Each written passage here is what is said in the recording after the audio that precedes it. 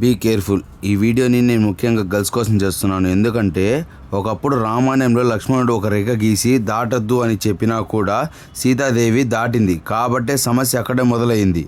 ఎందుకంటే గీత గీసింది ఒక అబ్బాయి, గీత దాటింది ఒక అమ్మాయి.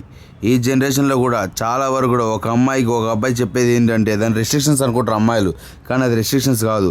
చెప్పేది ఏంటంటే ఒకటే మాటలు: టీషర్ట్ వేసుకోకండి, బయటికి వెళ్తే చున్నీ వేసుకోండి, అవసరం ఉంటేనే బయటికి వెళ్ళండి, ప్రొఫైల్ పిక్చర్ మంచిగా పెట్టుకోండి, అలాగే సోషల్ మీడియాలో అవసరం లేకుండా ఉండకండి, పిచ్చి పిచ్చి పనులు అసలు చేయొద్దండి అనే చెప్తాడు.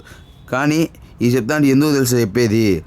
ఎందుకంటే ఒకప్పుడు లంక మొత్తానికి గాను ఒకడే రావణాసురుడు ఉన్నాడు. కానీ ఈ జనరేషన్లో సందుకు కాదు, ప్రతి ఇంటికి ఒక రావణాసురుడు ఉన్నాడు.